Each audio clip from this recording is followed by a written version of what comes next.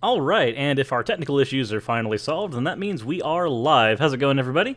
My name is Suris, and I have Ocean Keltoy here. He'll be able to introduce himself in a second. And if our technical issues are final, now I can stop listening to myself. That's weird. Hopefully, nobody else had to listen to that. But with that said, there are actually two topics of discussion today. First, the main one is obviously going to be a topic. Dogma is a big issue that I've been talking about on my channel in bits and pieces. This one's going to be more of a focus piece on it. And then the other thing that we're going to be talking about today is the podcast that's going to be coming up. We're going to be fleshing out a few things there. There's also a little bit of an issue that's been raised in the comments section about the name that we kind of sat on the podcast.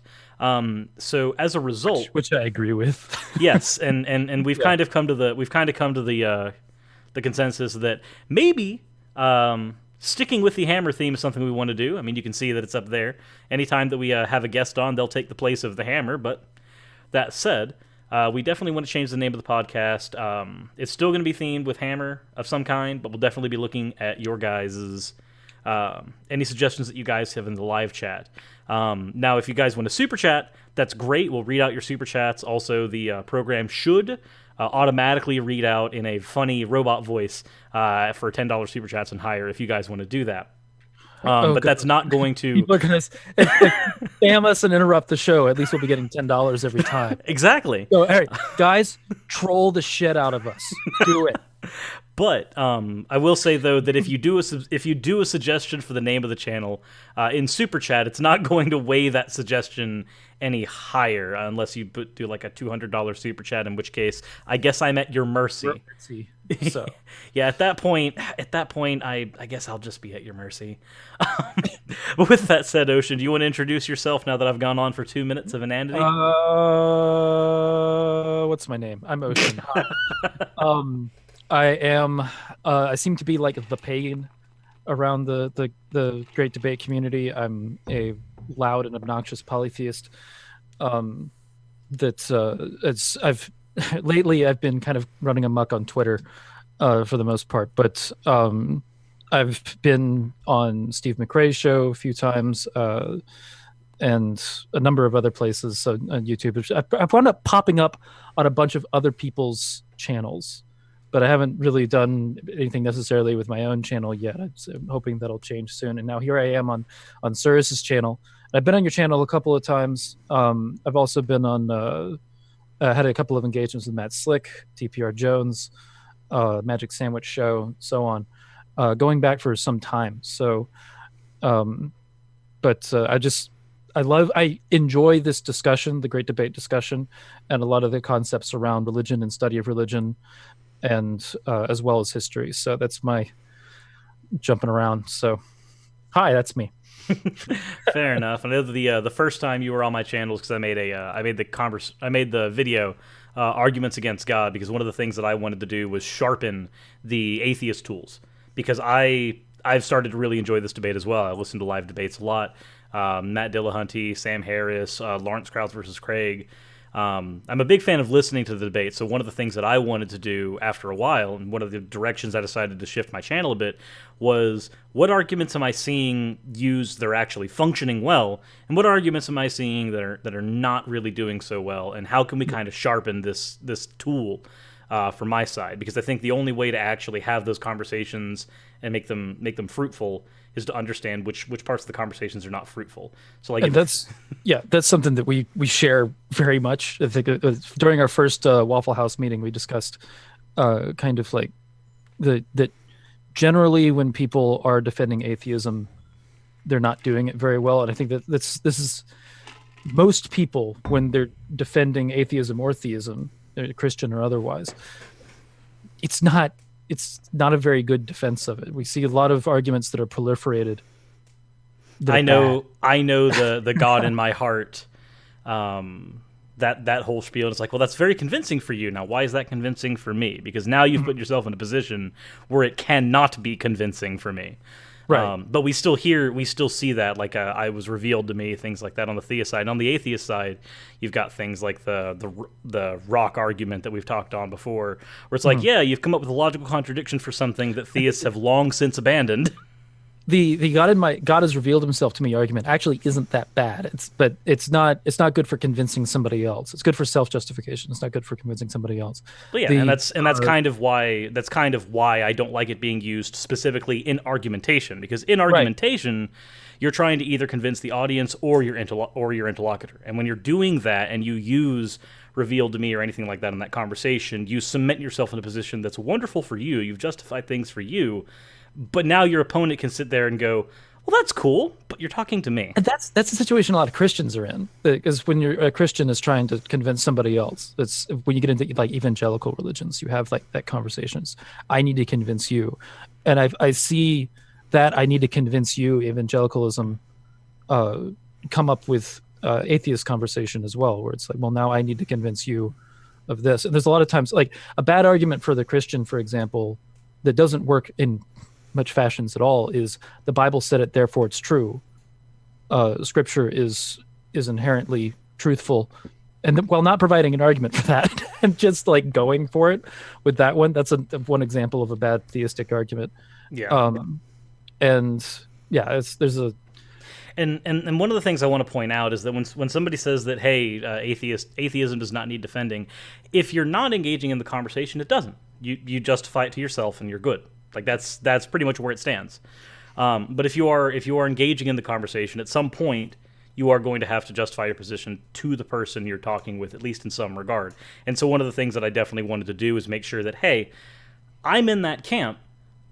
There are ways to do it, and there was another comment that was said by Eric. Sometimes you need a scalpel, sometimes you need a chainsaw. You're right, but even though sometimes you need a scalpel, sometimes you need a chainsaw, a dull chainsaw isn't as effective as a sharp one. And a shitty scalpel is also not as good. no, a shitty scalpel, a shitty scalpel isn't going to help out at all. And Clade Starfish said the angry agnostics are the worst. Yeah, Steve is the worst. But there's a guy on Twitter that I've seen engage with Steve called like Angry Agnostic or something like that is hilarious in watching Steve deal with him. Mm-hmm. Just because like his arguments are worse than like, you know, I'll make references to like bad atheists every once in a while as an atheist that I think is just doing a bad job defending himself. But this guy like Angry Agnostic or whatever is really bad. There's a point where Steve like just straight up has an aneurysm over it. So, yeah, Ocean will sometimes mention atheists that aren't doing a good job, and I'll sometimes mention theists who aren't doing a good job. Right. So, and when we get into there, I'll just be like, yeah, Ocean's doing a horrible job of convincing me of things. But Suris sucks too. It's true. I have hammers and shit. They're phallic. But with that said, so the actual topic of today, outside of the 8 minutes of beginning and letting everybody know where we are and how things have been going, the actual topic of today is dogma. Because if there's one thing, because obviously there are points where me and Ocean don't agree. Like I have no reason to believe that there's any gods as far as I can tell, and he believes in all the gods. So there are points of disagreement. There's a lot of them. There's very few that I reject. So yeah, I reject like the classical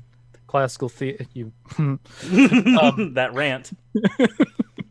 The medieval Christendom image of God that is the theomnies, and we've talked a little bit about the reason why I reject that. It has to do with a lot of arguments that are brought up by atheists. I have a video on that on my channel. So, however, one thing we do agree on though is that dogma is harmful. Like dogma is probably one of the worst aspects that proliferates a lot of religions. You see it a lot in religion. You don't always see it in religion. A lot of times you see it in things like government too. Any organization can have dogma. But that is probably one of the parts of religion that I find the absolute most abhorrent when it comes to things that can possibly cause harm. Right. And in that we pretty much agree. Yeah. So on I brought that up a definition. What's up? Of dog. You brought in the definition? Yeah, I looked it up. Oh dear. Let's give us found the dictionary. It on the internet on the Googles. Does that mean it must be true? Yeah, exactly. The dictionary, the most prescriptive source that we have on the internet. It says a principle or set of principles laid down by an authority as incontrovertibly true. And yeah, I think that we see that a lot with um, Christianity specifically, and we see it as Islam as well. A lot of monotheistic religions have this as like, a core part of their practice, Yeah. and I think it doesn't seem to be as common outside of that. And I'm open to discussion on that because I think that it definitely does appear outside of that. It appears in folkists. Yeah, it does appear. Yeah, you're learning your terms talking to me. Uh, where you do have a lot of dogmatism among folkists. You do have a lot of dogmatism among, especially like when you get into really closed pagan sects. There is a church that popped up recently called like the Vagina Church of Witchcraft or something like that that is rooted in dogmatism. It's a hoot. Very controversial little church that popped up recently. But it's there's stuff like that. It's got there. You wind up finding it.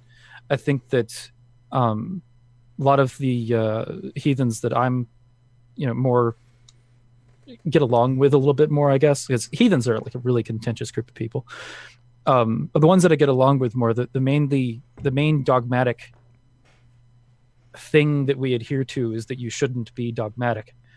That there's like with spirituality specifically, a lot of it is based on experience, and that lends to not being dogmatic in your approach because there is a lot of variety that comes out of it, as opposed to what you see a lot in Christianity, where it's right. There's spirituality is great, and you can only be spiritual through the Holy Ghost, and specifically through my interpretation of the Holy Ghost, because it's in my interpretation of the Bible. And if you don't, you have to do it way, and if you don't, you burn in a lake of fire.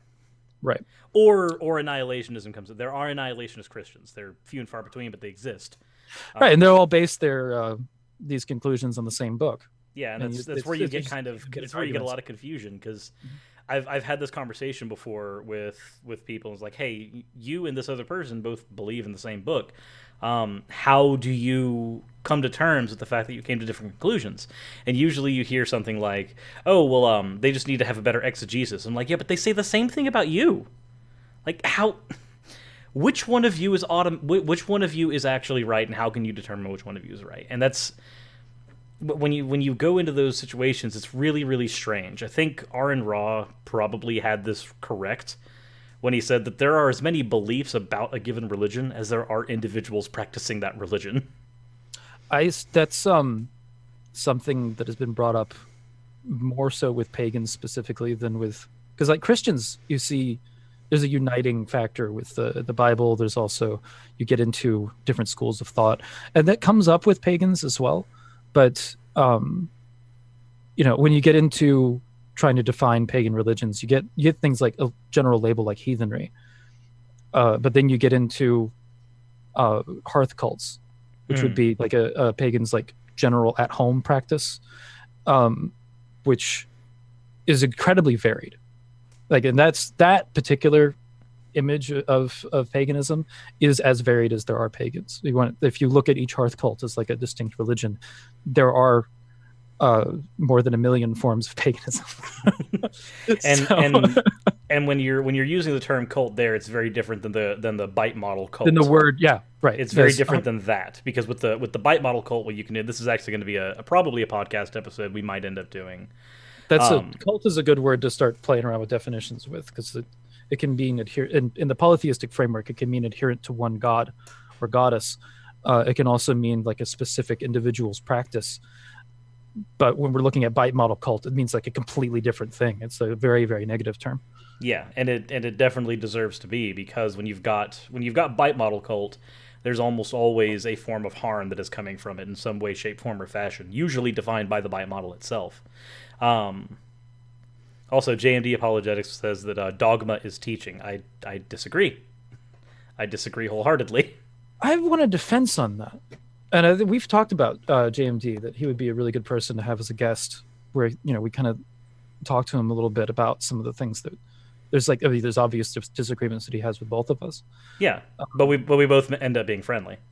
Right, right, and that's one of the things that I would love to have. There's I think JMD and I talked after the debate where we met on the Non Sequitur show. Mm-hmm. It was the first engagement that I'd had with you, and I talked to JMD.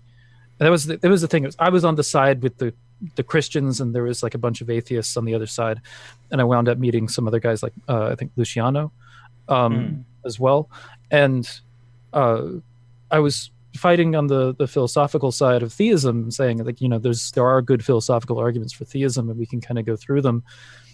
But the other Christians that I was on the same side with didn't go through that conversation. They wound up just like going after like these other down these other rabbit holes, and then they started like shooting across the bow at me, and I wound up switching sides. Yeah. It's like, no. But and what's funny is that whenever we had our conversation on opposite sides during that, we didn't even really have a full conversation. We just rehashed the conversation we had on Twitter the day previous. Right, that's right. We did. It was what was it, the heaven thing? I believe so, yes. Yeah.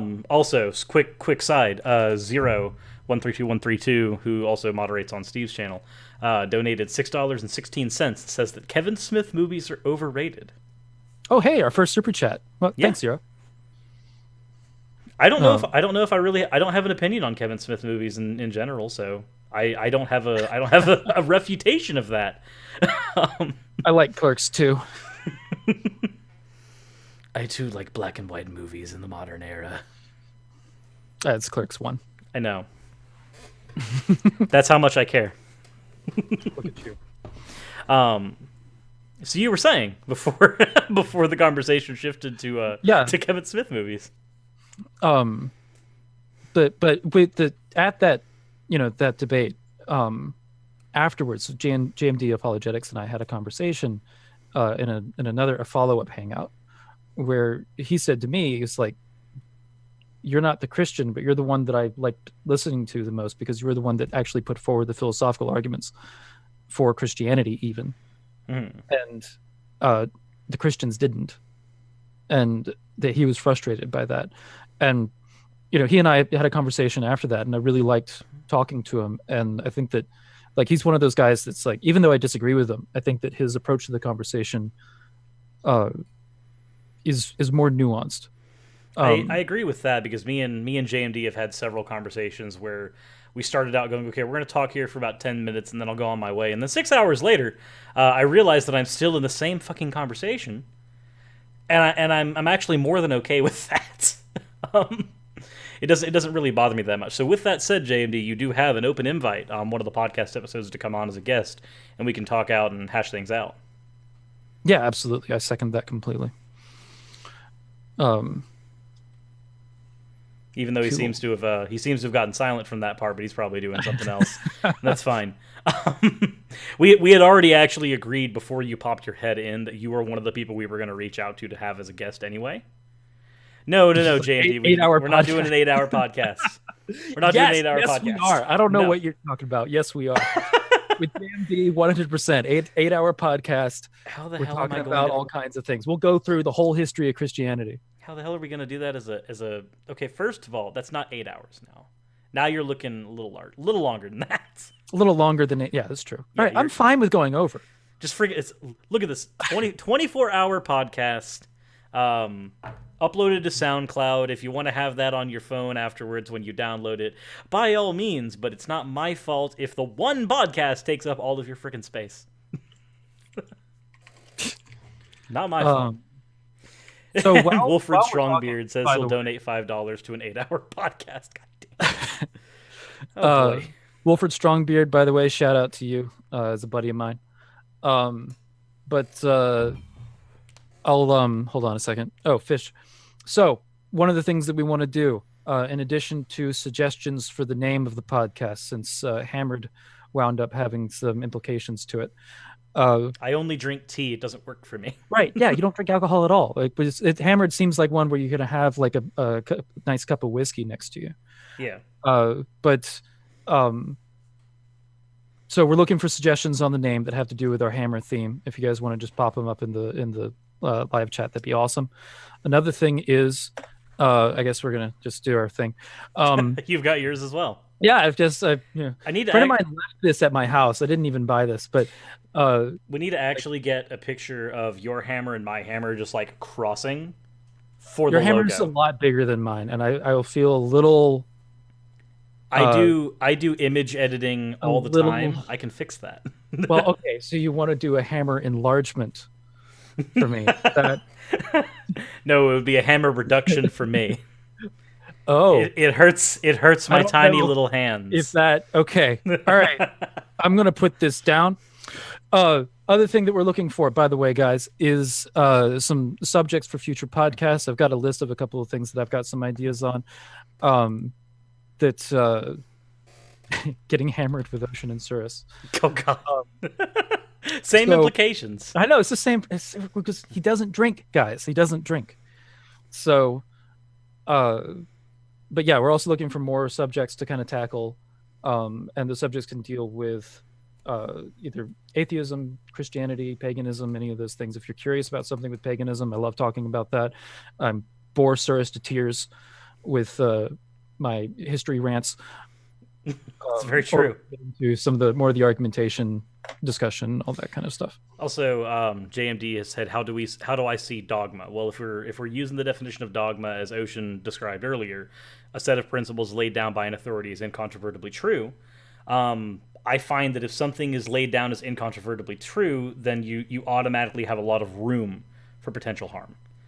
Because as soon as you've said that something is incontrovertibly true in a dogmatic sense, not like, hey, we've tested this and it came out to be this, as you see in science. And even in science, science doesn't say that anything is incontrovertibly true either. Science says, hey, this is our best working model for this. It's subject to change. So incontrovertibly true doesn't even happen within the realm of science. Right.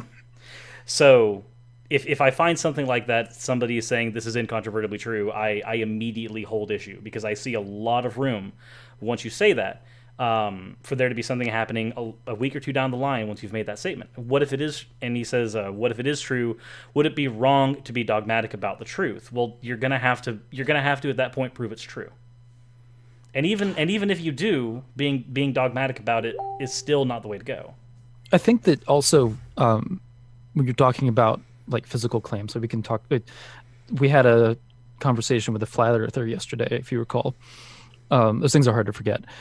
I think that there's a difference between saying something like the Earth is round, Yeah. and saying that's true, and saying the Earth is round and holding it as a dogmatic belief. True, because you can say this is something that actually happened on Steve's channel last night. I can say the Earth is round, and here are the reasons why we know that. Here's how we came to these conclusions, and I can go through and I can find that. But if I say the Earth is round, that is true, and I hold to that dogmatically. Now I have an unshifting position. I have a position that can no longer be altered, even if some fact comes down the line that shows that I'm demonstrably wrong. Right. Not saying that that's going to happen with the round Earth. I think that, and as in addition to that, when you start dealing with spiritual claims, there's a lot of restriction as to access to what is true. Those restrictions don't exist with scientific claims. So when we're looking at holding a dogmatic position in a religious belief, there's a lot less justification for holding that kind of thing as like absolutely incontrovertibly true. And I think that this is something that winds up getting talked about in pagan circles that I'm a part of, where what is the route to get to spiritual truth has a really bumpy road to it. And so when Christians are saying this is true, a lot of the times they're ignoring that bumpy road and how they got there. And there's a lot of like axioms that they're taking, things like the truth of Scripture, which aren't necessarily the same kind of demonstrable. You know what I mean? Yeah, and I can agree with that, because when you have somebody saying, hey, this is they dogmatically hold to the efficacy of Scripture, for instance. If they're dogmatically holding to that, and you have something that shows that a portion of Scripture is wrong, what happens to their belief now? Does it not move even though something has demonstrated that they're wrong? What happens here? And if you've got a dogmatic young Earth creationist and a dogmatic old Earth creationist holding to their interpretations of the Bible dogmatically, how do these two people even start having a conversation with one another without talking past each other? Yeah, and you see that with, like I call it throwing a cat in the room. When I've been in discussions with, like, 5 or 6 Christians or something like that, and I'll ask a question that I know from my from reading about Christian history is hugely controversial among different denominations of Christianity. An example would be ideas about determinism. Throw that in the room, and all of a sudden they start fighting each other. You just stir up the hornet's nest at that point. Right. It's, you throw a beehive into the cave, whatever. So it's interesting to kind of see that happen, because there is a dogmatism that winds up coming into play between, particularly if you have like a Calvinist and a Baptist in the same room, where the Baptists are very much free will associated, and then you have Calvinists that are very, very deterministic focused. So, but they take their justifications for this are rooted in sometimes the same passages of Scripture, and they go at each other's throat. There was actually a Matt Slick debate on this where him and a Calvinist were going at it for a good hour or two, and they were using the same Bible. Slick, is he a free will guy? I'd have to check in again, but I remember in this in the particular debate, I think Slick wasn't taking the determinist position, and the other person obviously was. Yeah, if it was Slick and a Calvinist, the Calvinist was taking the determinist. Yes, no way around it. And they were using the same Bible, not the same Bible in the sense that they were using the same book, they're all the same Bible. No, like they were using the same exact interpretation of the Bible, translation, everything, and coming to different conclusions and debating over those conclusions, and in the end, pretty much getting nowhere. Just going past each other. I'll need to find the debate. If I find that debate, because I've talked about it here, I'm going to link it in the description for anybody who's curious about it, because it's an interesting thing seeing the two cats go at each other at that point. This gets into an interesting kind of thing. I think that why a lot of Christians are willing to defend dogma might have to do with, their religion is very focused on a commander deity, a creator deity that is the revealer of truth. So the idea of truth coming down from authority as a dogmatic, as a definition of dogmatism, is going to be like, well, yeah, that's the whole point, right? Mm-hmm. So from that you wind up with, okay, so you have scripture is that which is handed down from on high, but you wind up with people getting different ideas about what the text of that scripture is. And this gets into an interesting argument that some friends of mine that I've had this discussion with a couple of times, called the interpretation argument. I'm not sure if this is codified anywhere else. I haven't seen it anywhere else, but it's essentially that if you have a deity that is omnipotent, and that deity is also desires to have communication with you, then that communication should automatically be had. And if that omnipotent deity desires that communication, and he also desires to be understood, then you should understand him, because he's omnipotent, he's all powerful, he should know. And especially if he is also all-knowing, he should know how to give you that message in such a way that you will understand it. Therefore, the idea that there are multiple interpretations of the Bible is a serious problem for the idea of an omnipotent and omniscient deity. Because at that point, if he wills it and he's omnipotent, the mere fact that he wills it should automatically bring that into existence. Right. At that point. The idea is that an omnipotent deity doesn't have desires; it just has things that it does. So, if the omnipotent deity desires something, then it should be the outcome. It should be reality at that point. And this plays a little bit into Calvinist hands, because Calvinists will hear this argument and they'll go, yeah, That's why we have the elect. Everything is predetermined. And Calvinists will bite the bullet hard on this one. They'll be like, yes, that God is in fact lying to the reprobates. So you're fucked. Yeah. And at that point, the omnibenevolence becomes problematic. Right. Well, I mean, now you get into moral monster conversation, which Skylar Fiction does really well with. Which I think he's actually doing a show right now. He is. He went live about 20 minutes ago. I saw that and I was like, dang it. I've made mistakes.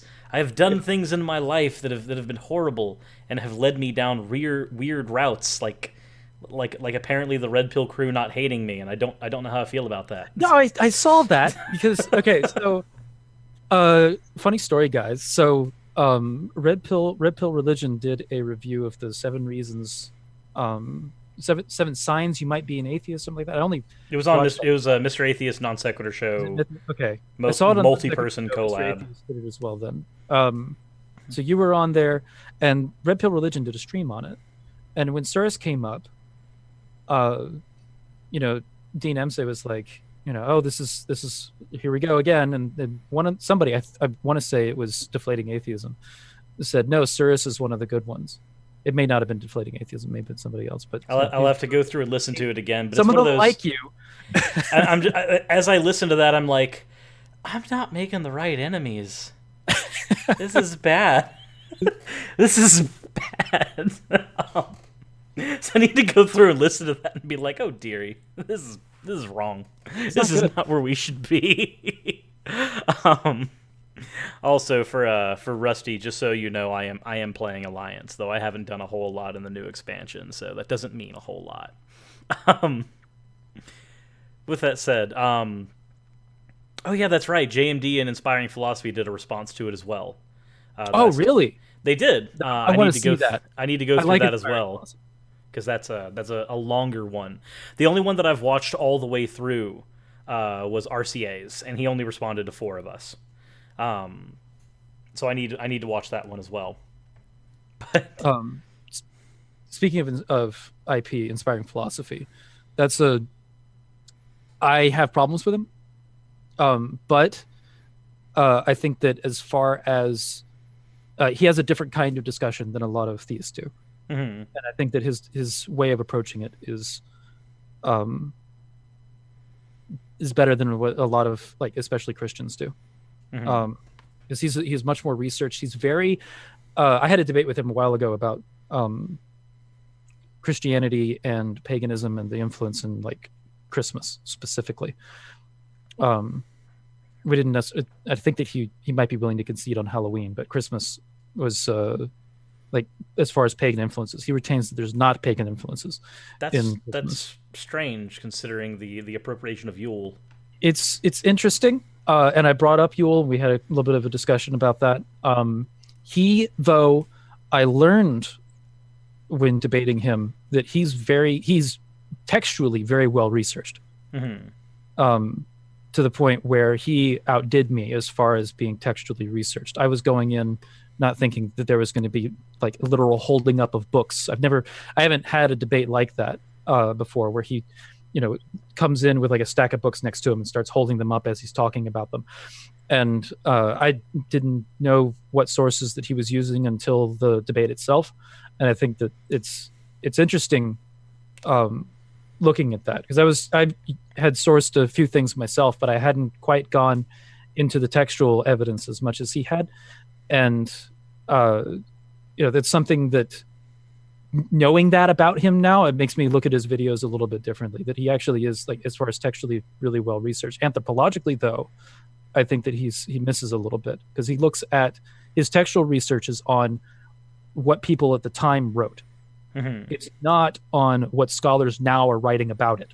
He's basically, it's when you do that, though, isn't it very easy to pretty much construct any argument that you want? Because then you can just find the scholars you're pretty much finding the scholars that are going to affirm your position throughout history.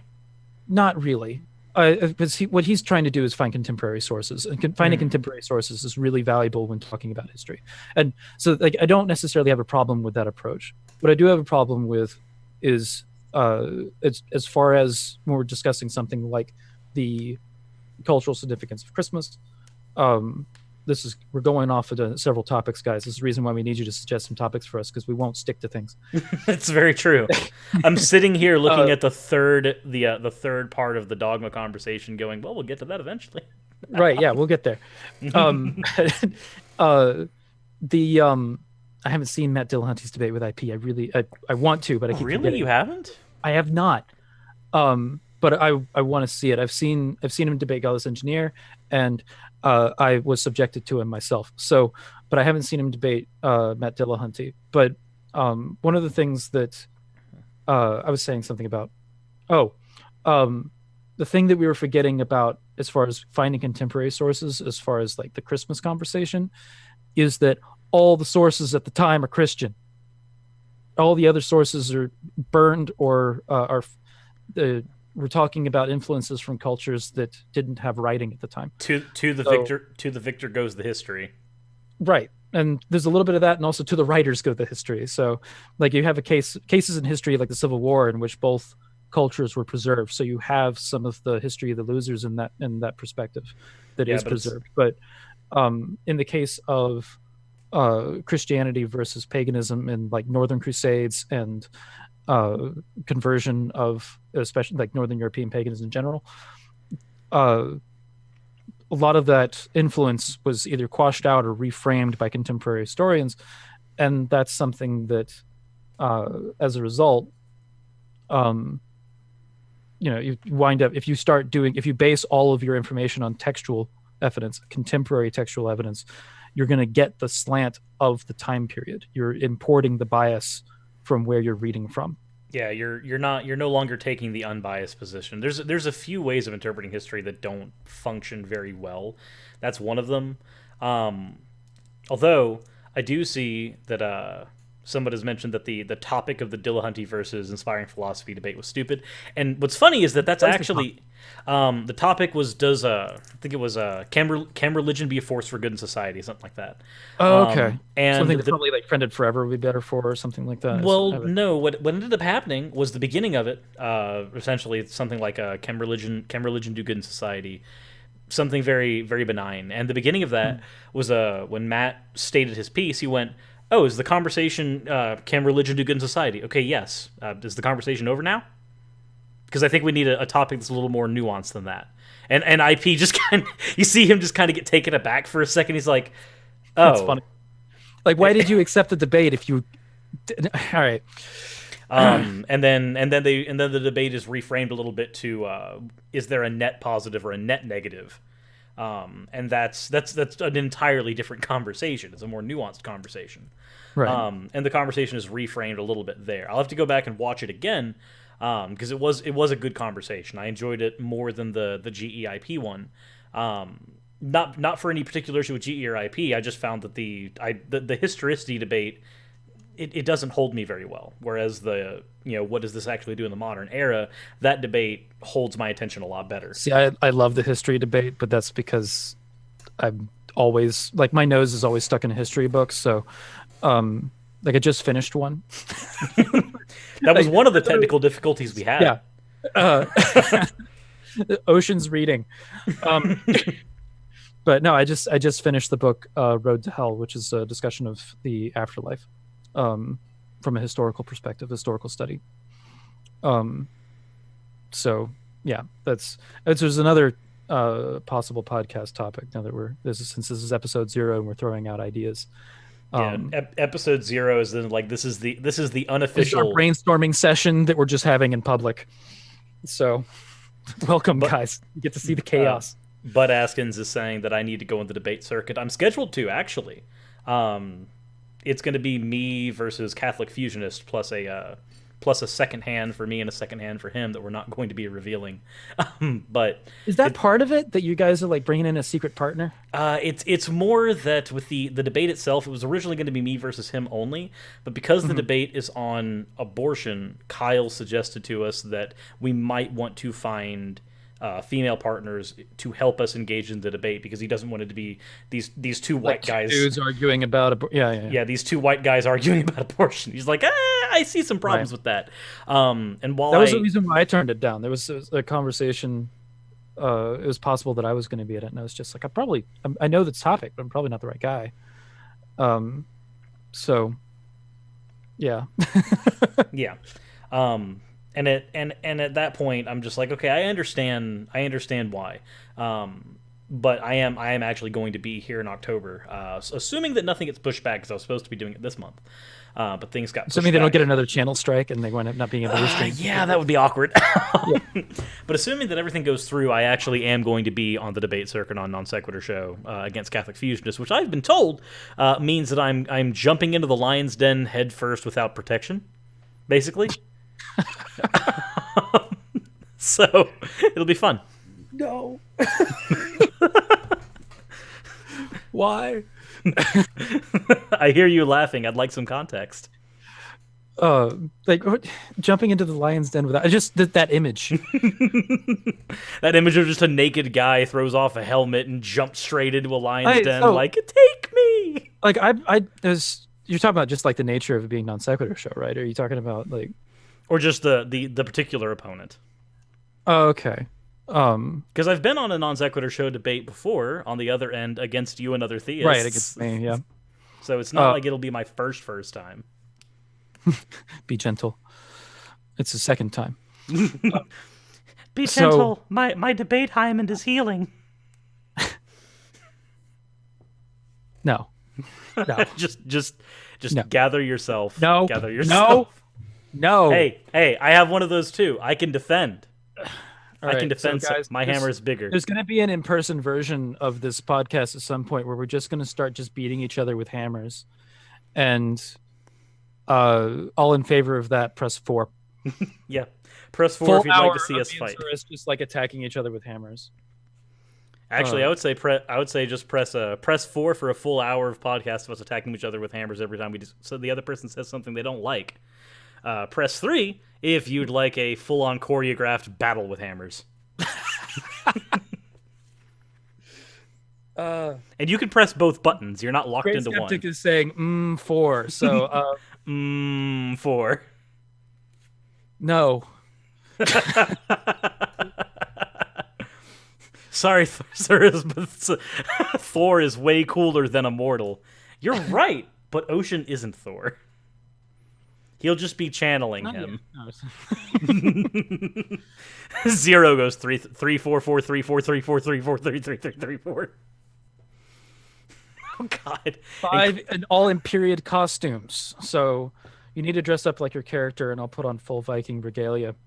See, the funny thing about that is Pam has actually been talking about building me my costumes. So that whenever we go to conventions, I can just be wearing it because I already have my hammer and everything.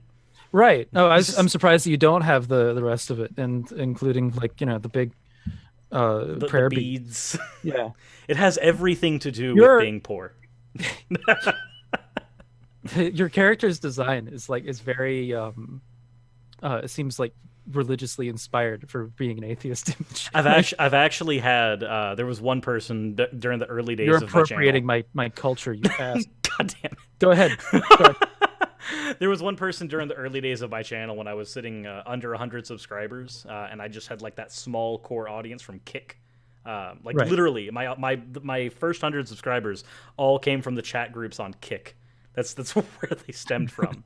And one of the people who got in a fight with me on Kick went through all of my videos I had at the time, all 5 of them, and did either downvoting or saying some comment, some pejorative comment.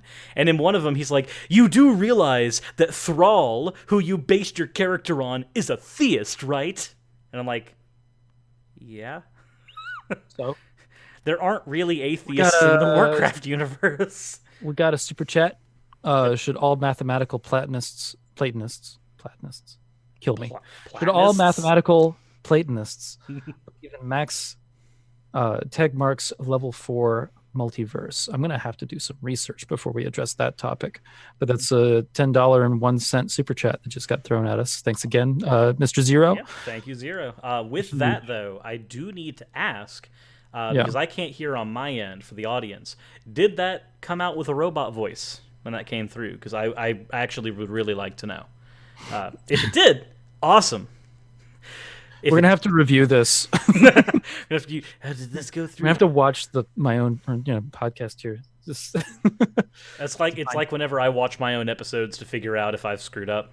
Nope, no robot voice. No robot voice. Dang it. Okay. Guys, we're going to have some technical difficulties getting this stuff. What's funny is that two of the technical difficulties we had, one of them, if you look up there at the chat, that's not supposed to have a white background. But I couldn't get that chat working any other way. So I just gave up, and that became a white background. Same with over here. That's not supposed to be a white background over there. That thing right there, that's supposed to be a multicolored, dark, the same color of the thing it's bordering everywhere. It's the same thing that I use on my end credits. It's supposed to be that. Unfortunately, Eric Machine, we were promised a robot voice. You do it. Do it. Oh god. Okay, so am I doing a robot voice or am I doing like Microsoft Sam text to speech voice? Yes. Because I am actually. You know what? I have a way of doing this.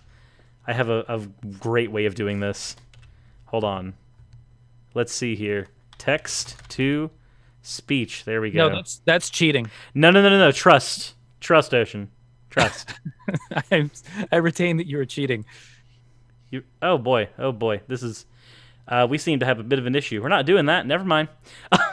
My settings are bouncing up and down and preventing me from clicking buttons. I think my computer's actively rebelling against me. So we're not doing that. Apparently, my computer agrees.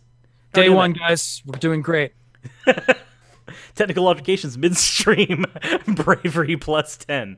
Never trust a TTS. What's funny is TTS is actually also the abbreviation for my friend Alicia's art studio, Turning Tide Studio. I agree with Eric. You're stalling. Do the robot voice. Fine. Screw all of them. Just kidding. Don't screw any of you. Unless you want to screw yourself. Porn's great. Should all mathematical Platonists believe in Max Tegmark's level 4 multiverse? So I feel like that was a bit inspired by Portal. A little bit. Welcome to the Aperture Science community. We have hammers and philosophy. just shows the hammer there. Just like, nope. We're done. Fine, We're done, guys. We're done. All right. So you said there was a part 3 to the dogmatism. Yes. So one of the third part of it is explaining certain examples of dogmatism. We've touched on it a little bit, but we haven't really dived into any of the major ones. Obviously, one of the examples that were brought up a little earlier, certain ways you can hold scripture for Christianity can be considered dogmatic. Mm-hmm. There's also, I know Non Sequitur Show just did a thing with Scientology. I would say that Scientology is very dogmatic in how they can prevent people from leaving it and hurt them when they do.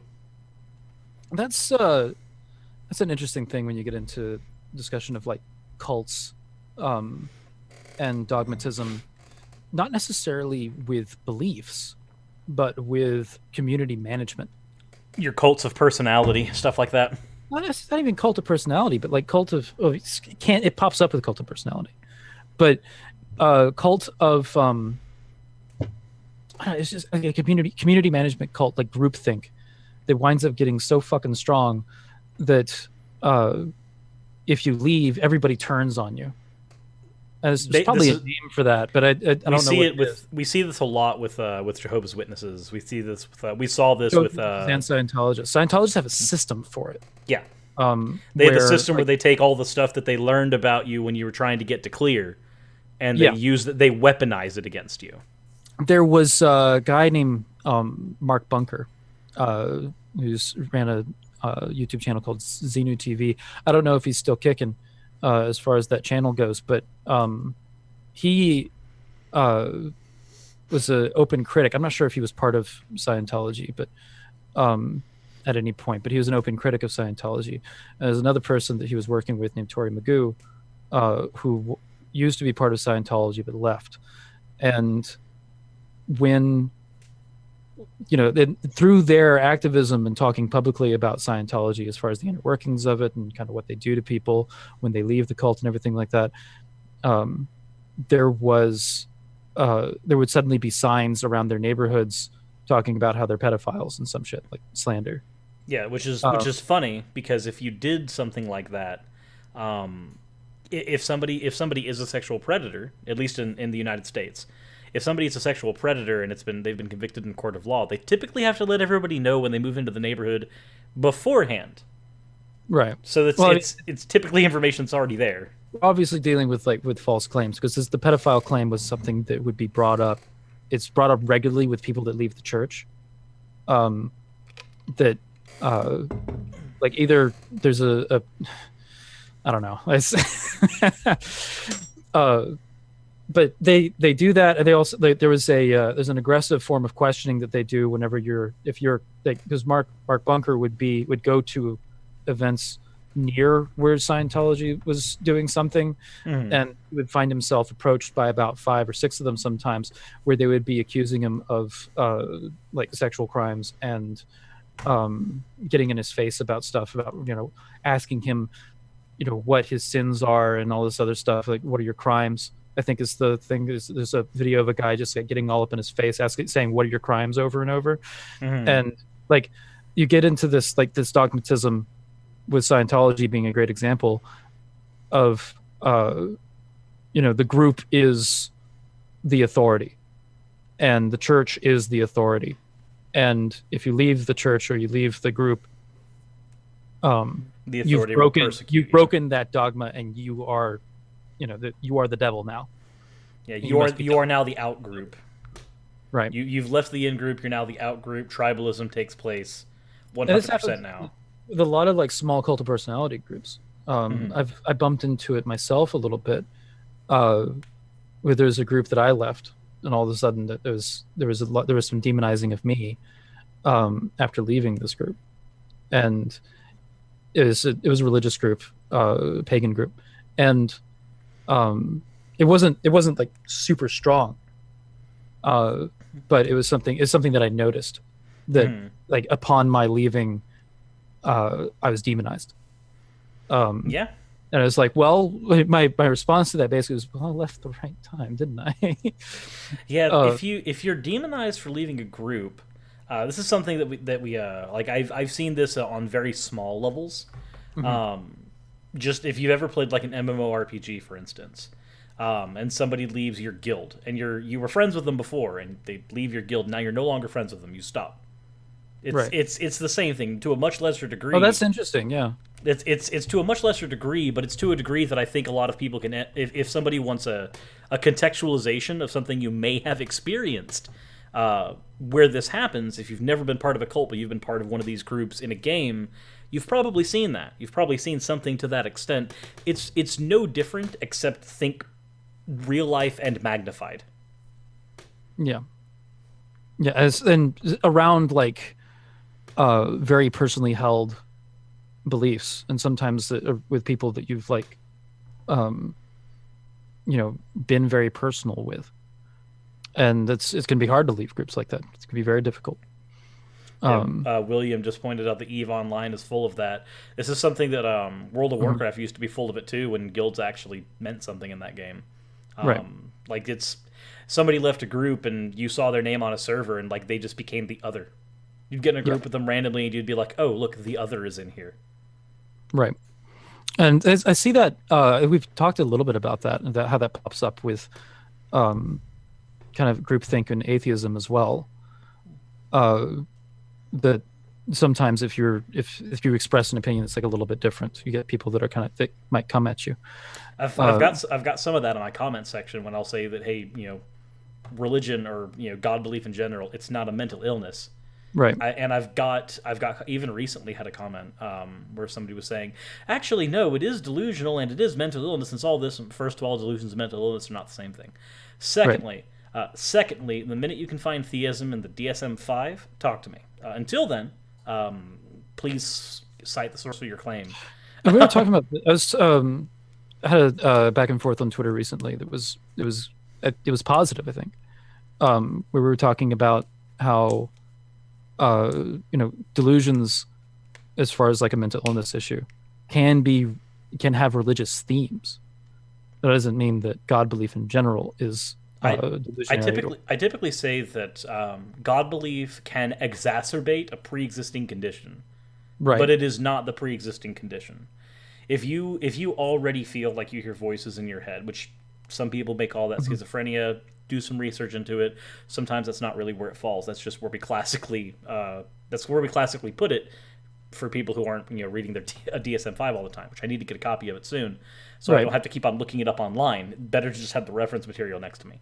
Um, but if you've got somebody who's already hearing voices in their head, and then they express a God belief and they start to attribute the voice in their head with a God belief, now you've given the voice in your head that's probably harmful in some way. You've given it authority now. You've given it some authority over you, and as soon as you do that, that becomes harmful. But that's not the same thing as the belief itself. The belief is an And aggravating factor. you see that with political ideologies as well. There's a lot of times there's a and you see this with schizophrenia.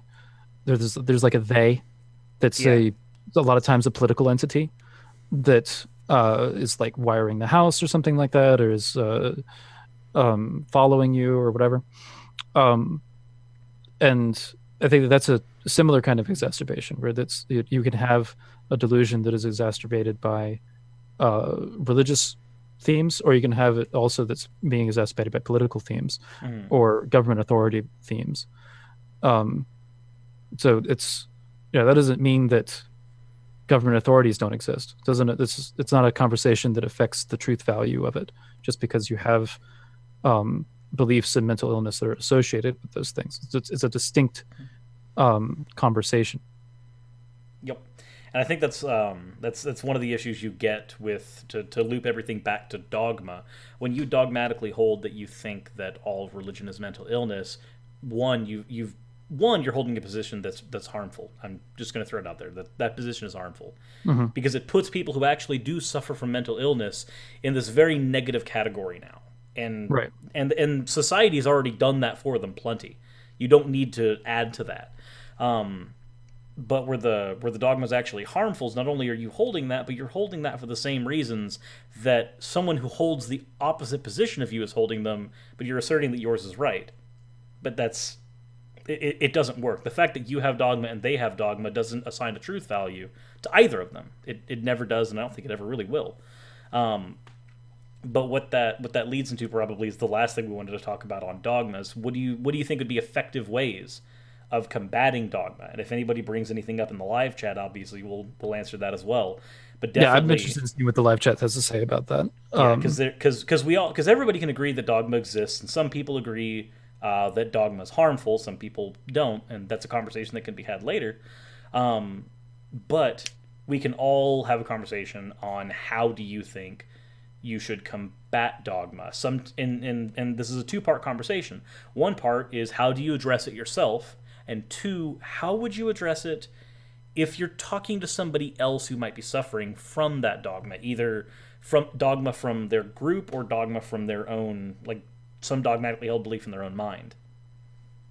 Right. Because I know you Um, mentioned one of the ways that you did that was seeing the problem in the group and leaving the group once it formed. yeah, there's a once you see like cult of personality, something that kind of appear, it becomes like, okay, well, time to take a step back, and Mm, then you see the demonization for taking a step back, and that winds up working out as an affirmation. Um, with uh, respect to um, as far as like dogma in my own like personal beliefs, because it's something that I keep an eye out for myself as well. Um, as far as like my religious approach, I'm very it's the term for the approach that I use is called Reconstructionism, which means that everything needs to be rooted in historical evidence.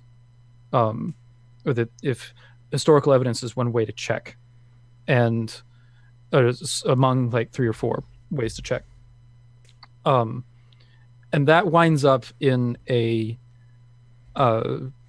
little bit more of a veracity approach. So it winds up not being dogmatic because positions that you're holding are provisional on the basis of experience and history and a number of other things.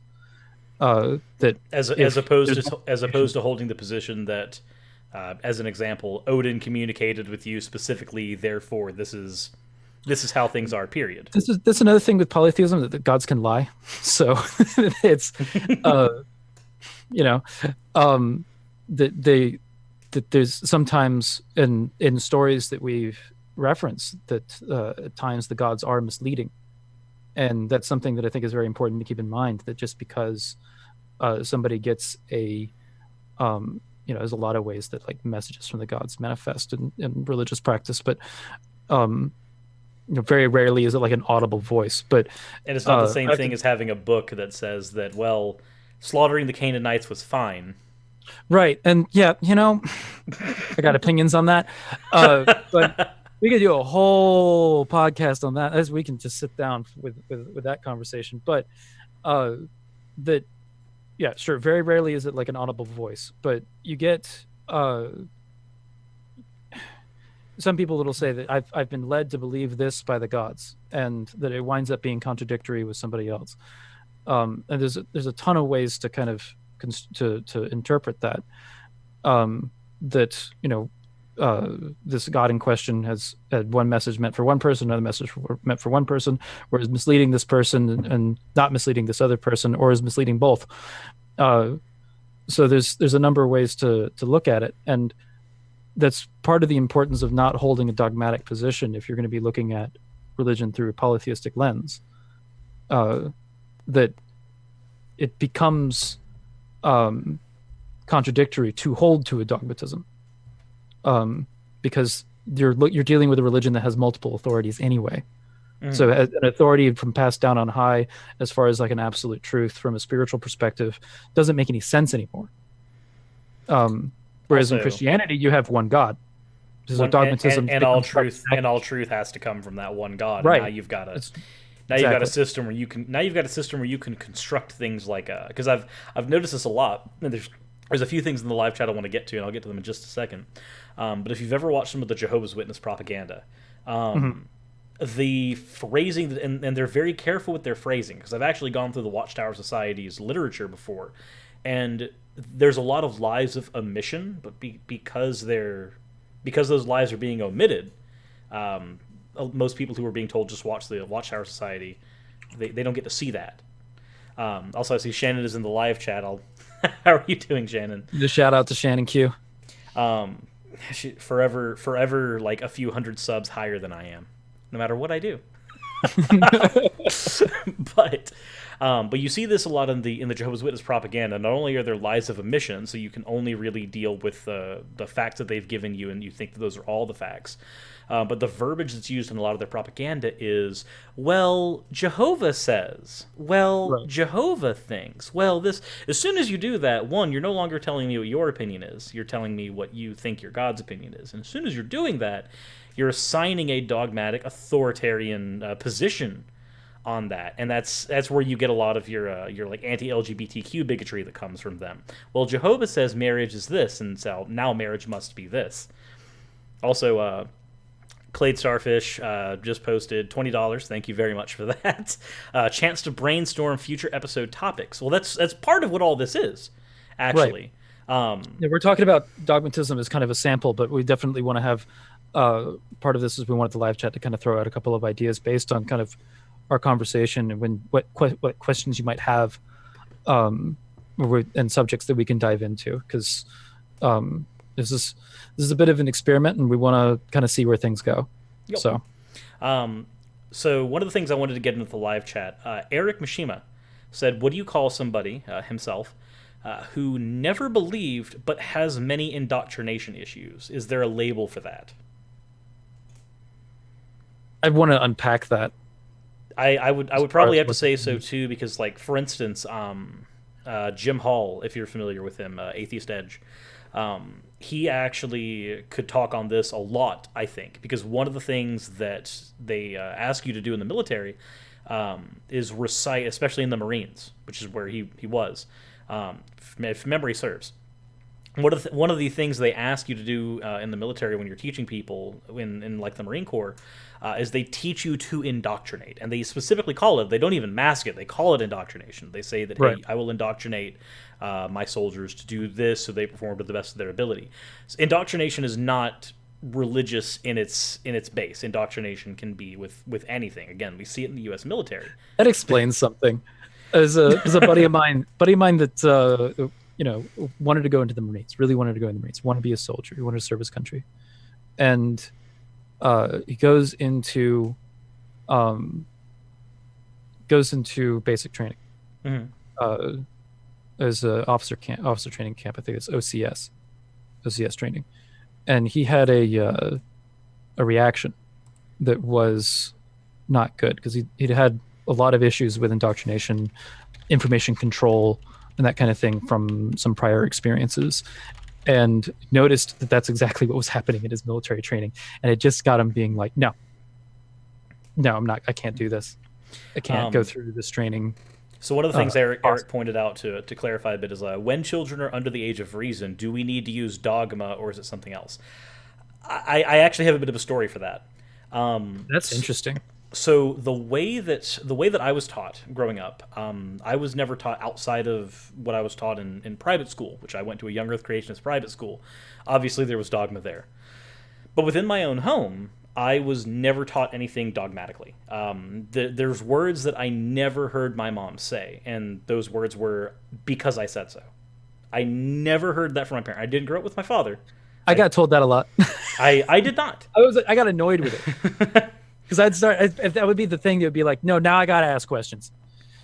And with my mom, if I asked questions about something, I would get answers, and I would be given answers to the best of the ability.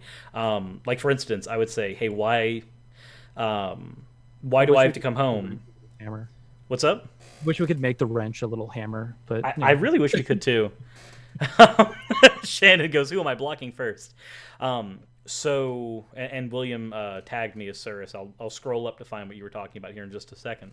But in response to Eric's thing, for instance, I was told, come home before 6 o'clock. I go, okay, why 6 o'clock? Because to me, that even as an 8-year-old kid, I'm like, that seems arbitrary. That's just a random time. Well, that's around the time that the street lamps come on. Okay, well, why? And it's probably why my mom got annoyed with me growing up. Okay, well, why is it provisional on when the street lamps come on? That's when the lights out, like the natural light outside, is starting to dim. And we lived in a ghetto where as soon as it's nighttime, gunshots were the norm. Like you heard that, and that was just, oh, look, the music of the night. Neat. Somebody died today. Oh, jeez. But to me, that was normal. Like I didn't see that as abnormal because that's I heard gunshots as a kid, and that just meant someone was going hunting. No, I heard gunshots as a kid, and it meant that there was a neighbor of mine that I wasn't going to see in the morning. So that's how I grew up. And even then, I would still ask those questions, and it's not safe. You're going to get hurt because there's these things that happen out there.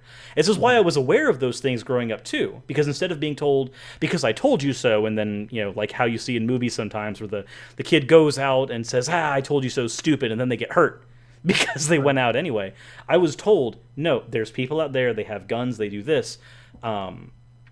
And this is why some of your neighbors aren't there in the morning. This is why there are police cars out there. This is why these situations are what they are. I was told these things growing up to, in whatever way mom could frame them. As a result, there were a few things that stemmed from this. For one, I talked about death early on in life. It was something that I was introduced to early on, and I talked about it early on.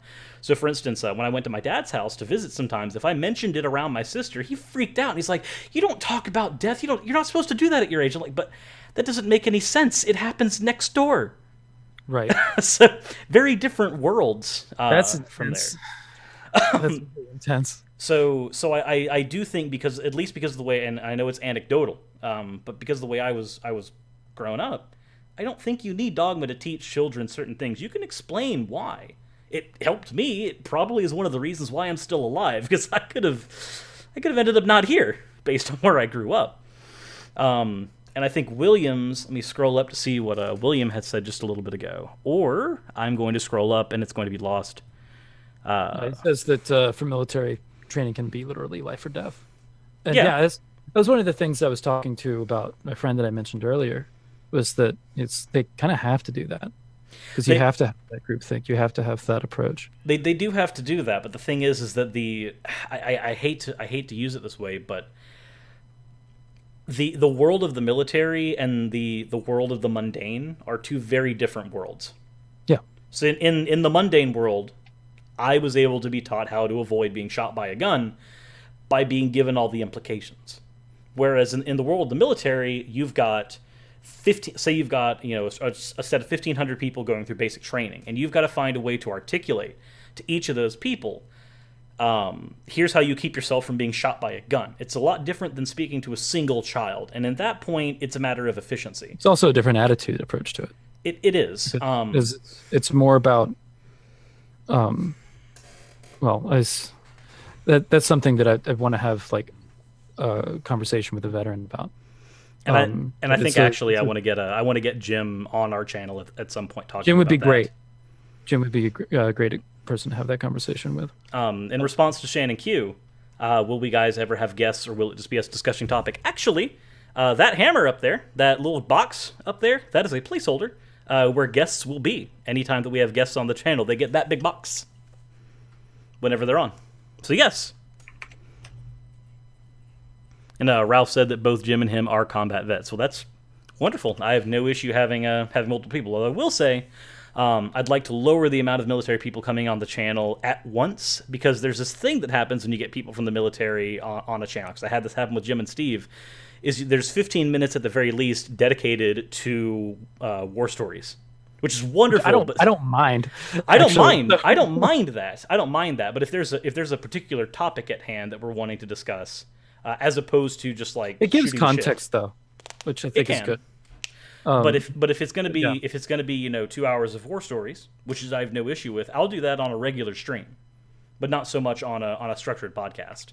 For a structured podcast, 1 or 2 guests. For a regular stream, bring as many as you want. We'll shoot the shit. You guys can all drink. I'll drink tea. There's a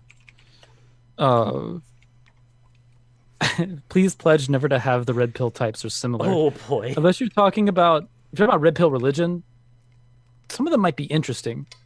Some of them might be on as guests if there's a topic that we think needs to be addressed with one of them. Right, but if you're talking about like red pill, like the red pill, the frogs are gay. There's like a whole nother like red pill thing. I'm not interested in talking to those guys. It's not a like I've taken a couple of looks into that subculture, and it's just like no. It's a bunch of people. It's a bunch of people saying we don't know, therefore I know this thing. Well, no, it's not. I'm not talking about red pill religion. I'm talking about and I'm not talking about red pill religion either. I'm talking about your like 9/11 truth or red pillars, stuff like that. Oh no, and then there's also like the pickup artist red pillars. Mm-hmm. It's another kind of mess. Yeah, Clade is specifically talking about Max's Membradons, which is fine. Reese just came in and said, "Which god does Ocean praise?" Many of them. All of them, including yours. Even if it doesn't exist, yours do. There you go. All of them. Speaking of the red pill type, since we do have some time still while people are hashing out different topics for podcasts, since the red pill stuff has been brought up, what were your opinions on the conversation yesterday on Steve's channel with the particular red pillar, the young Earth shaped skeptic? Is that Saint Avatar a red pill religion guy? I've never seen him before, so I haven't seen him before. It was my first time seeing him too. But like, there's like a subculture of Saint Avatars. That if you have a Saint Avatar, you kind of know what you're about to deal with, and it's gonna be really interesting. Like I knew as soon as I saw him, I was like, Saint Avatar, we're gonna have fun. We're gonna have fun. I did not expect him to be a flat earther. No. He wasn't a flat earther. He wasn't a flat earther. He was skeptical on the shape of the Earth. Get out of my house. Okay, so that's his position, not mine. So, I think that a lot of the red pill religion guys, they're not flat earthers. No, they're not. You just have, or they're not globe blue ball skeptics or whatever. Globe skeptics. You got the globalists out there. They're talking about the shape of the Earth. They're all wrong. Frogs are turning flat Earth gay. history was brought up in that stream though, where I used to, for fun, I would show up in there was a YouTube hangout channel called like 24/7 Flat Earthers, and I think that debating flat earthers is fucking pointless, and that it would be more fun to see what happens when you argue well against, especially from like a conspiracy theory angle, to the type of people that like to jump in and argue with flat earthers. Because I think there's two subcultures that are really interesting there. There's the flat earthers themselves, which in theory could be just like an entire group of pros that are fooling each other. The other thing is that there's a subculture of people who like to argue with them. Yes. Which is in and of itself a really interesting subculture as well. You got like Red's Rhetoric, Staggers and Jags. Red's Rhetoric is like the king of them, but I think Red's Rhetoric is like a whole different tier, because Red's Rhetoric has kind of like made it his thing. Well, he goes out and does like, what Red's does that I actually like is he doesn't say, well, this is the experiment that was done to do this. He goes, this is this thing that I went outside and did myself. Right. This is the experiment I did myself. Are you refuting that I did it? He takes it to a level that actually like elevates what's going on. Yes. But you get another group of people that are just entertained with the idea of debating a flat earther because it's like shooting fish in a barrel. You know, it's like, oh, wait, look, I found somebody really stupid. I can handle them. And they just. Also, Puff, but I don't want to accidentally mispronounce the name. Sorry for interrupting. But Puff had said, how about an episode on how to recognize when you're starting to or have already formed your own dogmatic outlook and how to break out of it? That's a good. That's actually a really good idea, and that's something we could definitely form a podcast episode out of to jump off from here. Like very easily. To jump back on what I'm tangenting about, what I found was interesting is I would jump into the flat Earth circle and start kind of like giving more conspiratorial arguments to the kind of people that usually atheists would show up in to debate flat earthers, and I found them easier to trigger and get angry and get them like they would just blow up than the flat earthers, because a lot of times like one of the things that makes like the flat earther thing entertaining for a lot of people is how mad they get really quickly. But I think it's similar for the people that want to jump in and debate them. It was something that was kind of interesting that I learned about it, but I don't know, it's from a perspective of like the Saint Avatar that jumped in that was a flat earther. I don't care about the flat earth debate so much. I think that it's probably mostly posed. It's a manufactured very debate. Obviously wrong, right? It's like whenever somebody says, let's talk about the teach the controversy stuff that's been. Yeah, I think a lot of it is hate watching too. Some of it's hate watching. I will admit that if I watch Delano TV, it is hate watching, very much so. But it's like with the intelligent design movement, how they go, well, if you're not going to teach intelligent design in the schools, why not teach the controversy? Well, there is no controversy. The only intelligent design isn't scientific. Yeah, the only controversy is the controversy that they have manufactured. Here's the thing that I have with religious explanations for creation, and as somebody who I like the Kalam argument, it's interesting to me. I don't know whether or not I agree with it necessarily, but it's interesting to me. It's not something that should be brought up in a science classroom. No, it shouldn't. It should be brought up in a philosophy or a theological class. Class. But with respect to science, if you bring up stuff like intelligent design or creationism or anything like that, the method of reaching those conclusions isn't a scientific method and is therefore off topic to bring up in the classroom. And that's true for your creationism, and that's true for even your more attempts at compatibility with science ideas like intelligent design. It's not on topic in a science classroom. Science classroom is there for people to learn about science. There's no reason to introduce non-scientific topics into the science classroom. So to teach the controversy thing It doesn't even matter whether or not I agree with intelligent design. It doesn't have a place there. I could agree with intelligent design wholeheartedly, and it still doesn't belong in the science classroom because it's not a science topic. No, because science by its very nature is methodologically naturalistic. The intelligent design argument doesn't even. It's completely separate. It's from dealing that. with physical evidence. It's empiricism, and so any subject. But matter, it's not true empiricism. That's the second time you've done that to me. But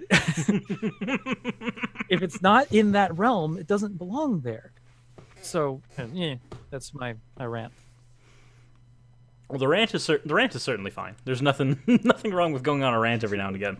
I just figured I'd do the true empiricism thing because there's one of the things that I don't like is appropriation of terms, but I recognize that there are some term appropriations that are just hilarious. True empiricism is definitely one of those. I have thought that name has been funny since I learned what empiricism is. Yes, it's almost an it's almost oxymoronic in how it was appropriated. Yeah, empiricism is based on sensory data, and but, he wants to talk true, about God. But true empiricism isn't apparently right. But he wants to talk about spiritual topics, like non-empirical topics, and call himself true empiricism. But I guess he gets into like his pseudoscience shit, so that's one of the reasons why Steve like yells at him all the time, right? Steve has a big issue. There's one thing that Steve and I both agree on. It's that pseudoscience makes us mad. Right. Makes me very mad. I'm sorry, shoving rocks on your back didn't heal you. Stop. It didn't. Please stop. We both have problems with that stuff. So, yeah. Is there anything else we want to pick up on? There's been a couple of discussions about what topics, because I've got a list of topics that we can kind of go through. I mean, by all means, if you want to throw out some of your topics that you've been thinking of and see what the audience reaction is to them. We saw about 33 people here. Worth of nose counting fallacies. There was one. Wow. So there's a couple of people that posted in the video where you announced our podcast that were talking about that they wanted to have a conversation about faith, what it is. Why people hold it, what's interesting about it, that kind of stuff. I think that's a good idea. There's also I've got Jordan Peterson and the afterlife. Not Jordan, not as one topic. Jesus Christ! I was about to say, hold on a second. Jordan Peterson generally, which is something that is can be interesting to talk about. And then there's also the conversation about the afterlife, which is, I've just read a book on that, as far as like from a historical perspective, which I think it got me thinking. It's like, this would be great I could talk about this. I could talk about this. That'd be cool. What's wrong, Clade? How would you even define Jordan Peterson? I don't. Do you want me to do it? Do it. No, I don't. I don't think that it's a good idea. It's I don't know. I have to practice it in order to really get into it. I've been thinking about Burger King recently, and I've been thinking about this for 3 days. The quintessential patriarchal. It's just that video of it is great. Jordan Peterson talking about Burger King is. Great. It wasn't Jordan Peterson. It was somebody mimicking his voice, but doing an amazing job at it. I learned today that Kavanaugh has a very distinctive voice. It's kind of it's in the same vein as Kermit the Frog and Jordan Peterson, as far as like trying to imitate the voice. I'm going to commit a fallacy. I love beer. We drank beer. Beer is good. Like there's a cadence that he has is a little bit different, but the way that you approach kind of imitating Kavanaugh's voice is very similar to Kermit the Frog and Jordan Peterson, and Jackson Crawford, if you know who he is. If you're interested in Norse topics, there's a YouTuber / professor named Jackson Crawford that's really good to listen to if you want to get Clade Starfish's Panic. He does have that voice where it's like, you know what, imitating him would get the same approach as Kermit the Frog. So Gray Skeptic has said that he wants Ocean to talk as Peterson and Suris to talk like Jones for an entire podcast. Jones. Alex Jones. Oh, gods. I don't know why all these people are liking this Jordan Peterson guy. He's not an intellectual. He's one of the globalists. That was passionate. that was you have to that be. was passionate. You have to Turn be. the freaking frogs gay. Yep. I felt frogs around me turning gay just listening to that. You felt the frogs just like looking over at their best friend of 50 I years. think that who I think would be a good person to talk about Jordan Peterson with would be Shannon Q. Given that she's got a similar area of study, and she just commented that Jordan Peterson's entire body of academic research was on addiction, which explains a few things as far as like how he's created. I think he's exploited some of that in some of his practices. I'm Shannon Q.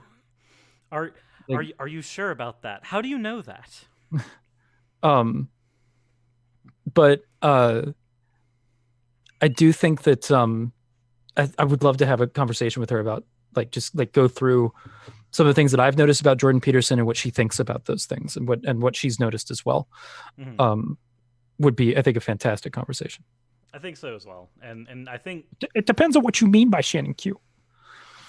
Oh, that Shannon person. All the atheists the real conspiracy is how she got 1,000 subscribers without actually having a single video. How do you do that without being a globalist? It's the Illuminati, man. It's the Illuminati. I think we are gonna have to take Gray Skeptic. Actually, no. Here's what we're gonna do. I understand how we're gonna do this. Gray Skeptic is a gay frog now. Just so everybody. Gray Skeptic, Gay Frog the Skeptic, is going to have to be a guest at some point where we are in speaking to him. You will be Peterson and I will be Jones. If he wants the episode, he's going to have to subject himself to the repercussions. Be there and interact with us. he's going to have to subject himself for it. And I'll have an avatar as Jordan Peterson. You have an avatar as Alex Jones, because it's going to be weird me being on camera, talking like Jordan Peterson. I'm going to get distracted. No, we're going to have to get an animated avatar of I'm going to have an animated avatar of me, like my character's clothes over Alex Jones's face. And then your character avatar is just going to be like a bald, bearded Jordan Peterson. I think that would be a Photoshop job. I can do it. I did the. That's right. You want to do the one with the Photoshop job that Genetically Modified Skeptic had of Jordan Peterson is the aliens guy. That was me. I can do that. That's easy. Gray Skeptic, he's saying he could be Trump. No, you can't. No, that's too many. That's too much of a mess. Somebody's got to be the straight man. Alex Jones doesn't understand. We have the best. Look, America is the home of Jordan Peterson. It's the best. I'm Canadian. That would be that conversation. It would go that way. It would be horrible. Oh God. Are you okay, Ocean? I'm just cringing. I think that's what I'm doing right now. Is I'm cringing. You're cringing at my bad voices. Like my Jordan Peterson impression, I don't think it's good. I do not think that my Jordan Peterson impression is good, but I keep getting told that it's good. And you need to say, as Jordan Peterson, I'm going to commit a fallacy. Jesus Christ, it's hard to just get into. There's a few. It's getting there is like you have to do Kermit the Frog as a youper. So, yeah. I really enjoy having these conversations. And it's when you do. So what did you want me to say as Jordan Peterson? I'm going to commit a fallacy. It's a fallacy. No, hold on a minute. God. There's I choose my words very carefully here. So, geez, man, it's messy. I'm telling you. Yeah, it's like I have to rev up for it, but I'm about to commit a fallacy here. If you just listen carefully. we're gonna have. Oh man, I think I think it's bad, and what he's talking about is sophistry, people. I need to. If I practice it for a little while, I think I can probably get it a little bit better. But it's been like, I think it's been about a month since I did it last, and it was on. That's because you were too busy blessing the rains Discord. down in Africa.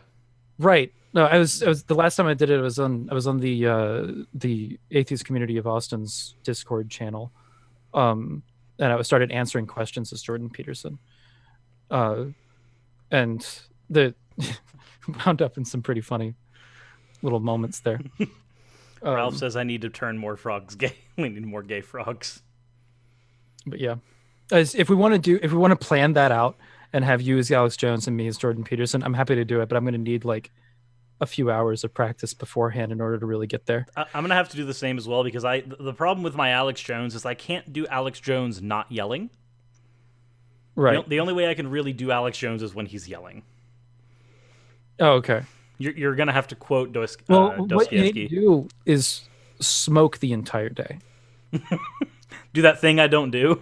Right. It's another thing that you don't. But you need to, like, I don't know, sit there with a hookah or something and I'm just gonna sit there and be like, okay, I need my inner Alex Jones. Give me a sec. Right. Oh gods, no. It's gonna bring out the caffeine. I'm just gonna drink like each time I finish one of these are 44 ounces. As my heart is going to burst. Right. It's tea, but tea still has caffeine. Oh my god.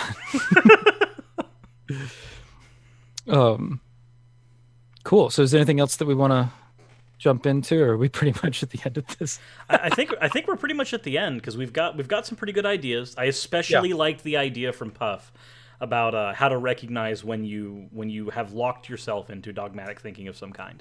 Right. And we can get into the different types of dogmatic thinking at that point, like groupthink and things like that. That would be a very good episode. I'd like to. And then we've got Gray Skeptic subjected to a podcast episode.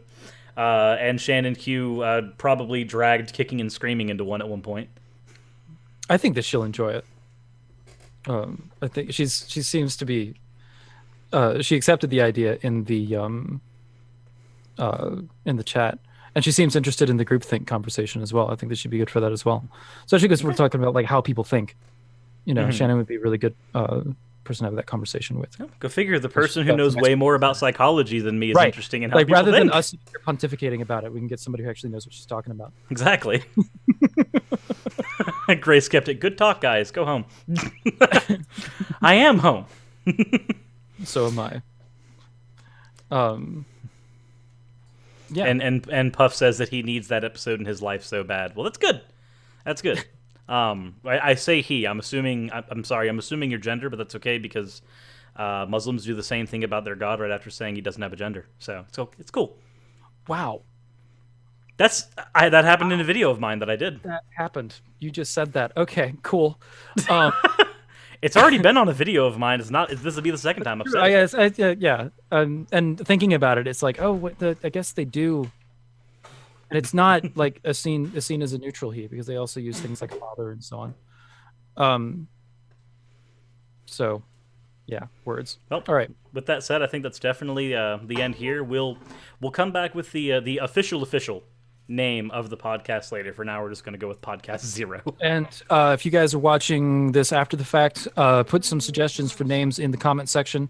We still want to go with this kind of hammer theme, but yeah, drop some ideas. So yeah, definitely drop stuff in there. Thanks everybody for drop some ideas for names and topic ideas that you guys have that you want to hear us talk about. And thanks everybody for the super chats that have come in so far, and we will keep you guys updated. Shout out to Zero. I think he was our biggest super chat contributor. Actually, Clade was.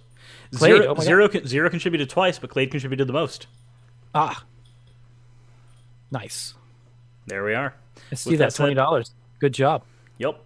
With that said, thank you guys. I enjoyed doing this, and thank you, Ocean, for coming on for the first one. Technically, 0th one. 0th, yeah. Is 0th.